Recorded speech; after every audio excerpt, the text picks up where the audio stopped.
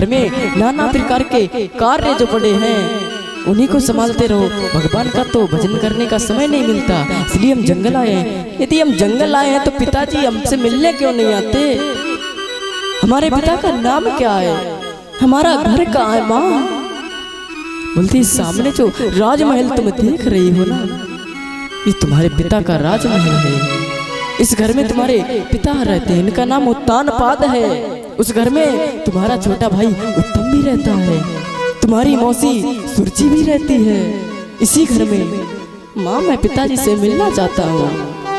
कब मिलूंगा माँ?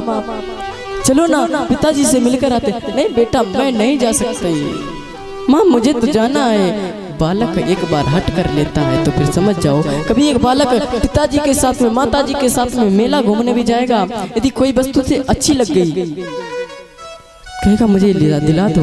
एक बार भी यदि मना कर दिया तो हट कर बैठेगा, रोने लगेगा। और जब तक वस्तु मिल नहीं जाती तब तक हट नहीं छोड़ते बालक। बोले मैया मुझे पिताजी से मिलना है, कैसे मिलूंगा? बोले बेटा जाओ मैं तुम्हें आज्ञा देती हूँ, पिताजी से मिलकर आओ। अभी तक इनके पास ज्यादा कुछ वस्तु नहीं थी। ध्रुव जी महाराज के पास कोई वस्त्र नहीं। 6 महीने में एक बार राजमहल से राजा के सैनिक आते और एक धोती साड़ी दे करके चले जाते। रोज एक सैनिक आता, सवा शेर जौ दे करके चला जाता। उसी सवा शेर जौ से दोनों माता और पुत्र परिग्रह करते, जीवन यापन करते। जो साड़ी पुरानी हो जाती, फट जाती, 6 महीने बाद जब नई साड़ी उसके लिए आती थी वो स्वयं पहन लेती और फटी हुई साड़ी से जो साबुत वस्त्र होता है उसको निकाल देती, पीले पुष्पों से उसको घिस देती, जिससे वस्त्र चमकने लगता, पीला पीला अच्छा सुंदर सा दिखने लगता। वही ध्रुव जी महाराज को झबला जैसे लपेट कर पहना देती। ध्रुव जी को किसी प्रकार की याचना उनके अंदर है ही नहीं, कोई तृष्णा उनके अंदर है ही नहीं।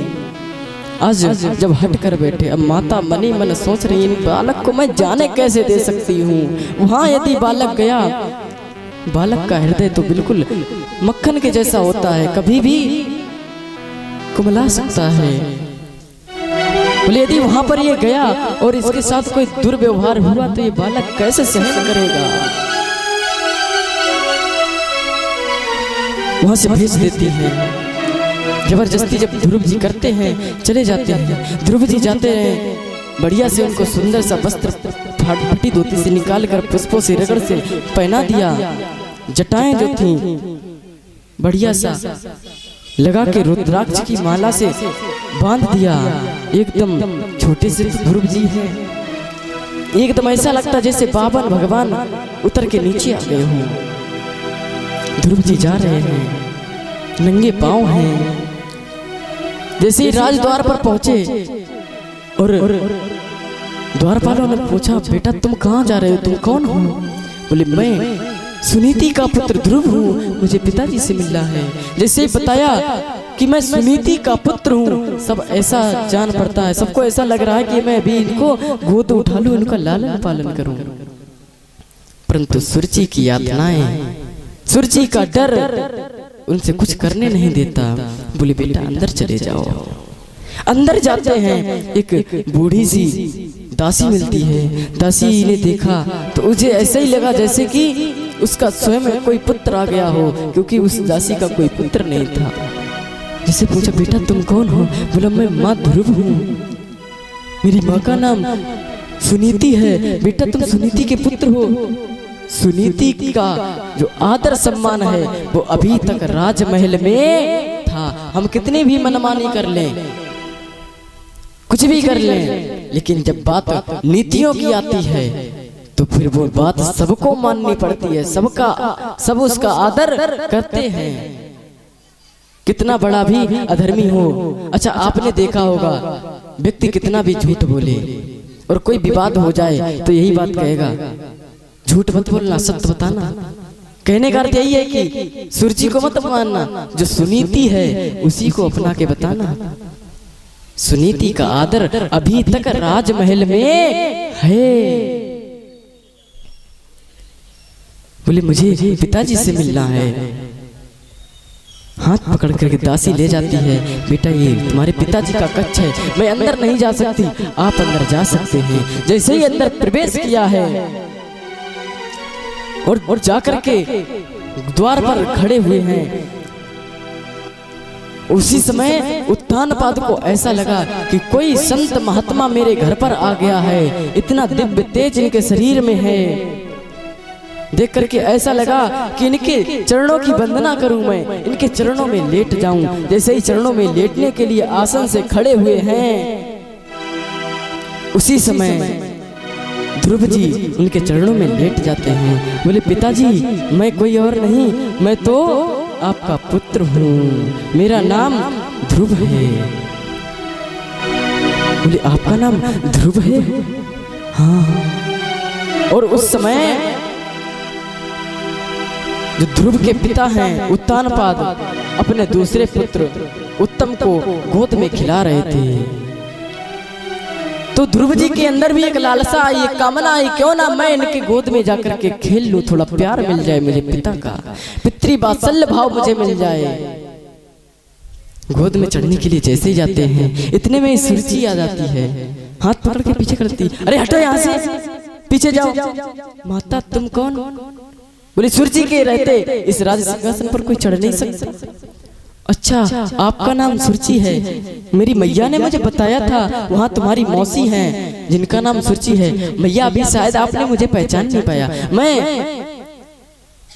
मैं आपका पुत्र लगता हूँ। मौसी मैं सुनीति का पुत्र हूँ। जैसे पता चला कि मैं सुनीति का पुत्र हूँ, हाथ पकड़ के पीछे कर दिया। बोले खबरदार, जब मुझे हाथ लगाया प्रणाम करने चले तो दूर हट गई, मुझे छू नहीं सकते, तुम दूर हटो, तुम उस कलंकिनी के गर्भ से आए हो, तुम स्वयं कलंक हो, मुझे छूने की हिम्मत मत करो, चले जाओ यहाँ से।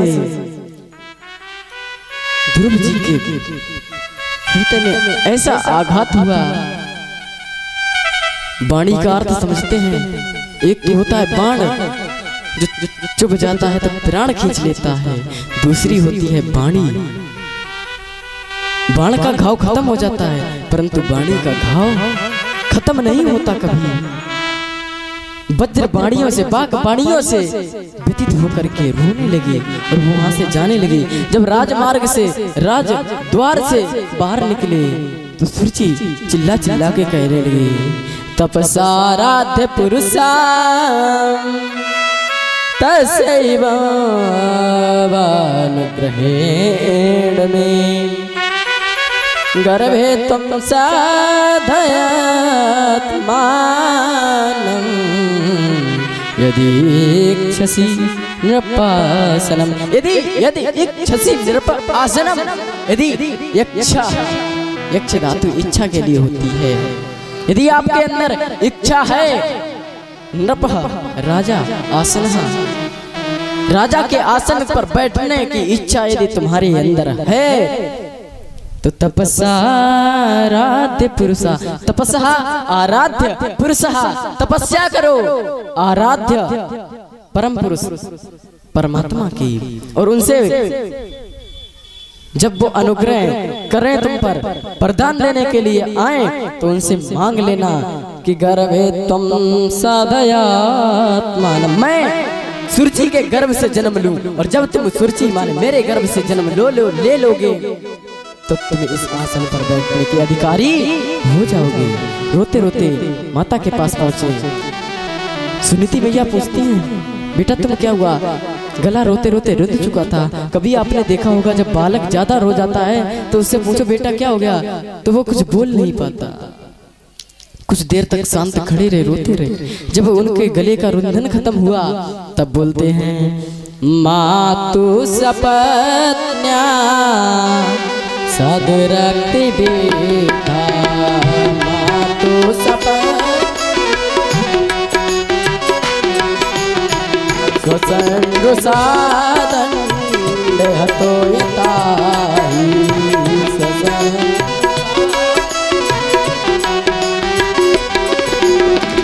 ये त्वां संतं पितरं सन्नवाचं, ये त्वां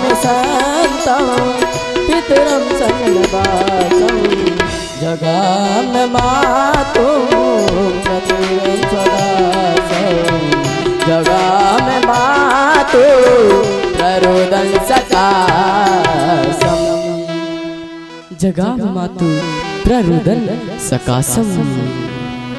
मातु सपत्न्या सदुरक्ति विद्या। अब उनकी हालत ऐसे हो गई है जैसे कि किसी सांप के फन में कोई लाठी मार दे।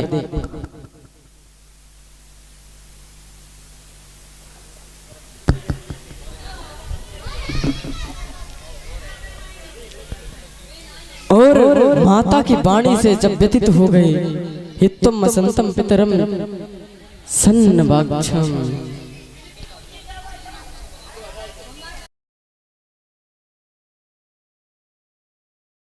वैराग्य हो। मरकट वैराग्य क्या होता है?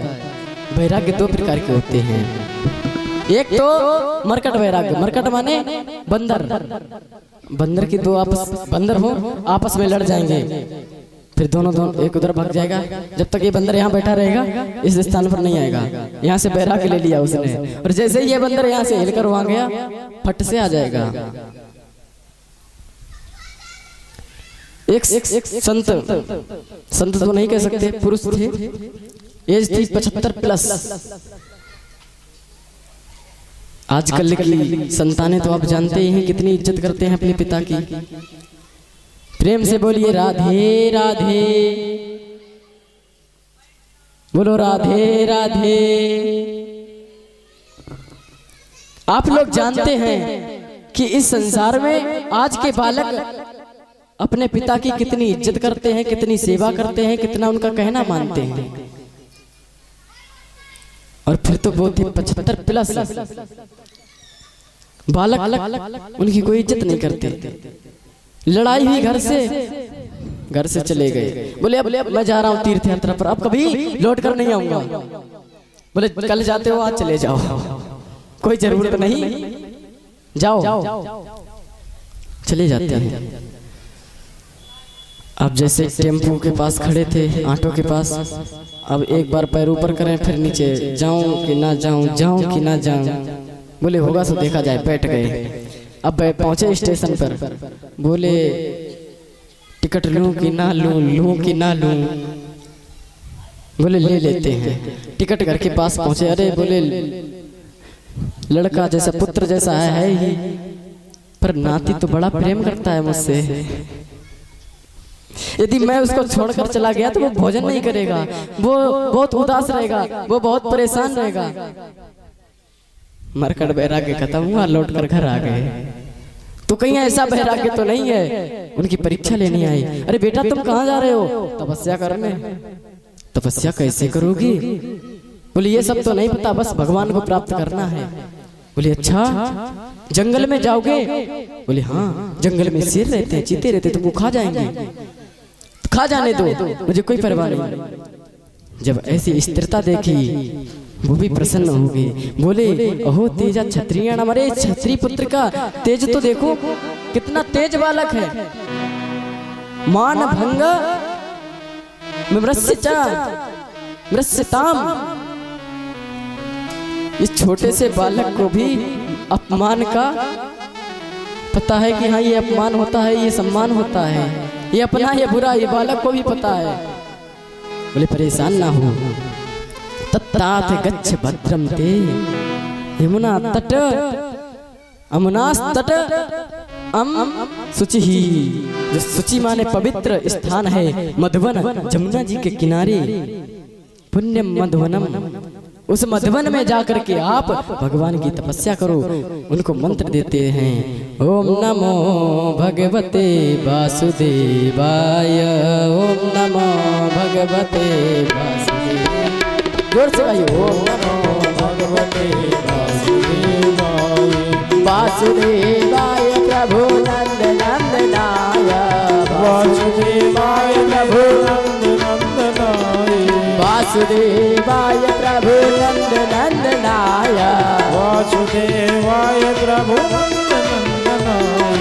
ओम नमो भगवते वासुदेवाय, ओम नमो भगवते वासुदेवाय, ओम नमो भगवते वासुदेवाय, ओम नमो भगवते वासुदेवाय। उनको मन मंत्र दे दिया, इस मंत्र का जाकर के जाप कीजिए। कौन सा मंत्र? ओम नमो भगवते वासुदेवाय। इस मंत्र को दिया, जाओ इसका जाप करो और भगवान की तपस्या करो। तपस्या करने के लिए जाते हैं और तपस्या करते करते उन्हें नियम आया कि क्यों ना सारी संसार की माया को छोड़ दिया जाए। उन्होंने कहा ऐसा ही करना चाहिए। तृतीयांते माने 3 दिन के अंतर्गत एक बार कपित्था आदि कैथा आदि फल खा लेते और 3 दिन तक फिर कुछ नहीं खाते। दूसरा महीना लगा, 6 दिन के अंतर्गत एक बार पत्ते आदि खा लेते, फिर 6 दिन कुछ नहीं खाना। दूसरे महीने तक ऐसा चला। तीसरे महीने में जल आदि पीने लगे। चौथे महीने में जल को भी छोड़ दिया। 12 दिन में एक बार वायु का पान करते, फिर 12 दिन तक सांस नहीं लेते। जैसे 5वां महीना लगा तो उन्होंने वायु को भी एक बार में ही प्राणायाम द्वारा अपने अंदर खींच लिया और अपने आप को बक क्रिया से सारी संसार की वायु अपने अंदर कर ली। सारे संसार के प्राणियों की सांस रुक गई। अब सांस जब रुक गई, देवताओं की भी सांस रुक गई। देवता दौड़ते दौड़ते ब्रह्मा जी के पास गए। ब्रह्मा जी बताइए क्या हुआ? बोले सांस रुक गई। बोले मैं क्या करूं, मेरी खुद रुकी हुई है, अब क्या किया जाए? भागते हुए त्रिपुरारी के पास पहुंचे, शंकर जी के पास। बोलिए सांस रुक गई, अब क्या किया जाए? बोले मेरे पास तो कोई उपाय नहीं।